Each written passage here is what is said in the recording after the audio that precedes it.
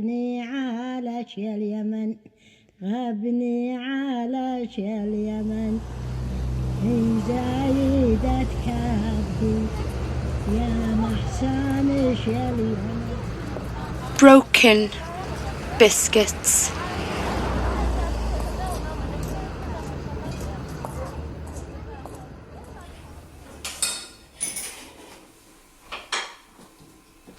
It's 1973, a late afternoon in Liverpool. Gran-ma, single mother of 7 children.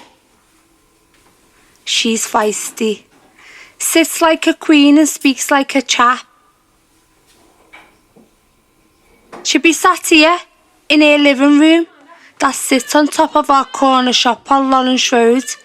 It was a sweet shop selling broken biscuits for half a penny. Along the road, shops scattered. There was everything here.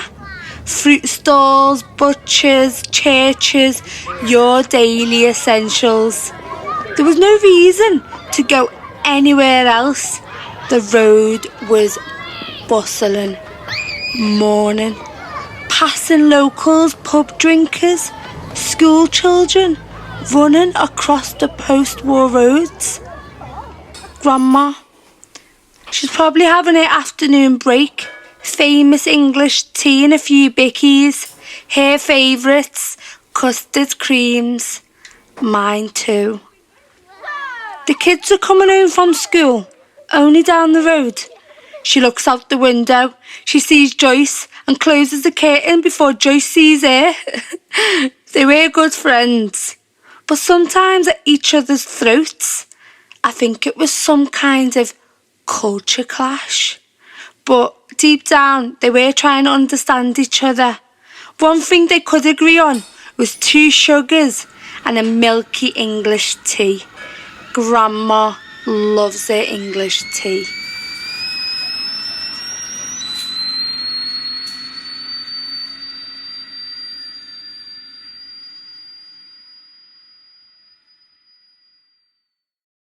A little ginger boy down the road once asked me, "Hey, where do you come from?"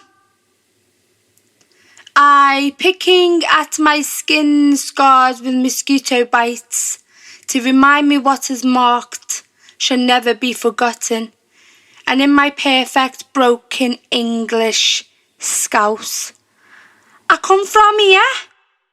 He looks down at his hands, but you look different.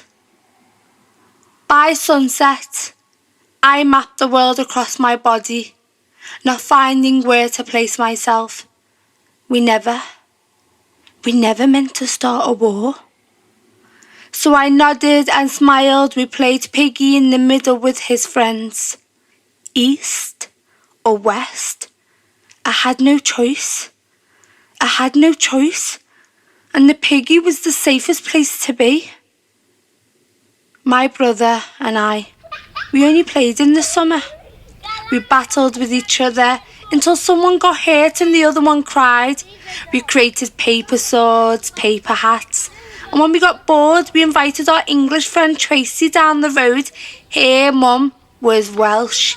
She had a different language, like us. Mum would make us our favourite milky English tea and a few broken biscuits. We'd sit on the edge of the brick wall in the entry, hanging our small feet until sunset.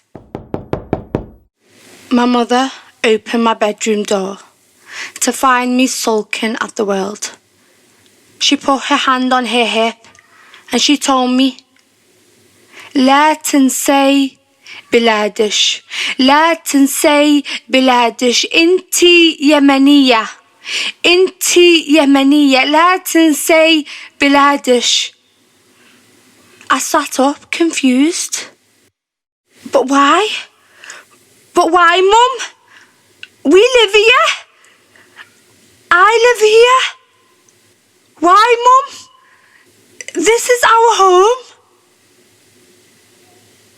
My mum closed the door, enough to close out the tears, and I buried my British passport under my pillow, hoping it'll be the last thing I ever see. I couldn't sleep that night. There were sirens on my TV and only bad people. And they all looked like my uncle, bearded, Arab, brown eyes, olive skin. And I slept with my mother's voice in my ear to remind me that shadows will lurk in every corner. And when you have chosen to keep parts of you that they don't like, they will come for you. My mother was right. My mother was right.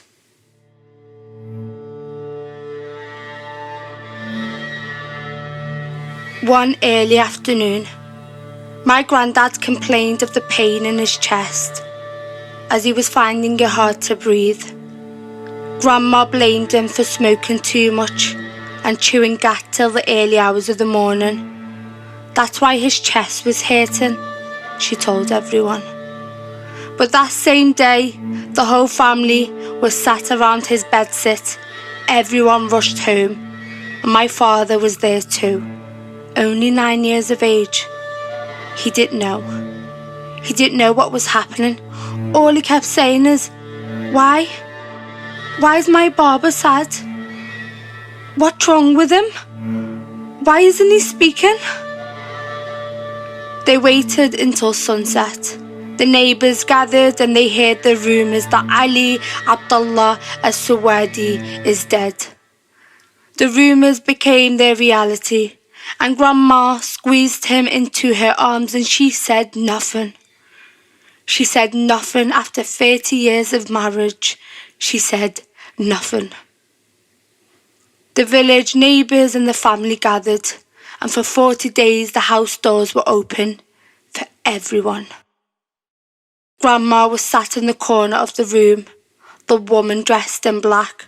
They slaughtered 30 cows to feed the village, and then it was all over, just like that.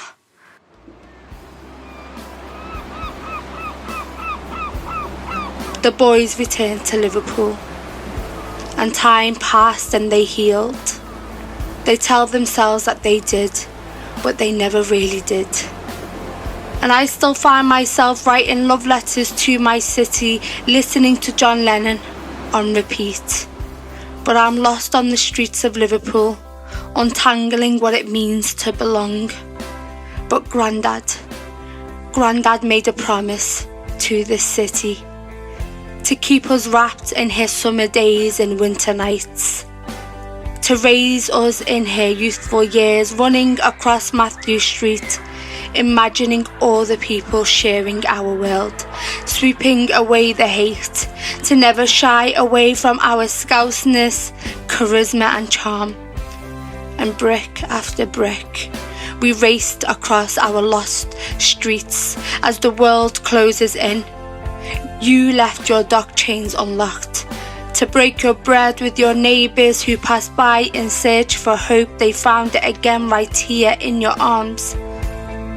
And she might not be the prettiest of them all, and my city is the most down-to-earth bird you'll ever find, enough to make your heart go by. Her stubbornness is her resilience. Reds or blues, she never gives up. She never walks alone. Wounded or scarred, she picks you up too. And she is Hope Street, hoping for a better tomorrow. And when the broken-hearted people living in the world agree, there will be an answer. Let it be, let it be. And when I'm 1,000 miles away from my city, I find her wrapped around me to remind me that I can follow the yellow brick road and tap my feet twice to find my city waiting. And if only my granddad was here to see you again, and to have one English milky tea and a few broken biscuits.